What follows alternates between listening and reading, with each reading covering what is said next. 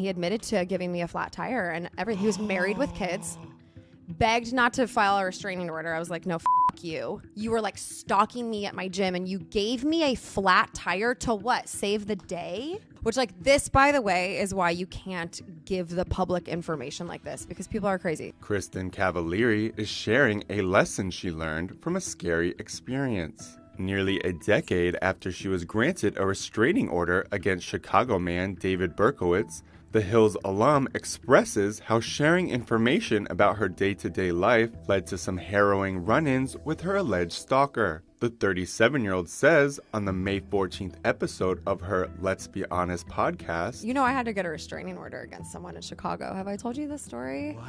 I did an interview. I don't even remember what interview, but I said that I worked out at the Equinox in Highland Park, which, like, this, by the way, is why you can't give the public information like this, because people are crazy. So this guy would drive up from the city, which was like 45 minutes, to take Pilates from my same instructor. And she would be like, this guy's asking a lot of questions about you. Like, he wanted to know if he could pay you to go to a party. And I'm like, who the is this guy? Like, weird, right? In the 2015 court documents obtained by E! News, Cavallari alleged that the alleged stalker followed her from the Chicago suburb where she lived at the time with ex-husband Jay Cutler and their kids to a nearby gym. He would just like be wandering around, like looking in. So this one particular time, he was in a suit wandering around. And so when my session ended, my Pilates instructor was like, go this way. So I like went the other way. I went in the bathroom upstairs to like stall and take time. So I'm like, okay, perfect. I ditched this guy. So I go downstairs, I'm walking out, and he's standing at the entrance on his phone. And I'm like, God damn it.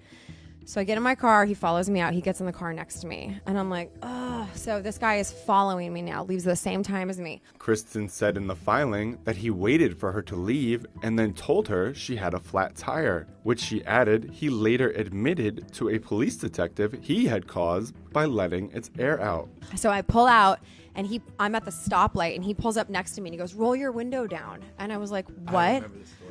And he goes, you have a flat tire. And I go, what? Then my flat tire thing went on. So he knew I had a flat tire before my car knew I had a flat tire. So I go, I'm good, thanks.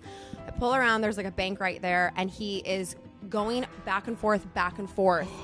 Kristin says the man begged her not to file a restraining order. She ultimately obtained one, and weeks after she submitted her papers, it was extended for 2 years. Court records show. They end up going to his house, and he admitted to giving me a flat tire and everything. He was married with kids, begged not to file a restraining order. I was like, no, you. You were like stalking me at my gym, and you gave me a flat tire to what? Save the day? Whoa. Yeah, I'll never forget that guy's name. Story. Yeah. That is crazy. So people are nuts. E! News has reached out to Kristin and Jay for comment on the case and has not heard back.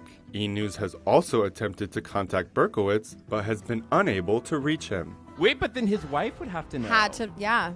Could you imagine the cops have to tell you that your husband slashed a girl, I was fucking what, 26 at the time? Wow. Slashed a 26-year-old's tires at the gym in the middle of the day? You psycho So people are crazy, man.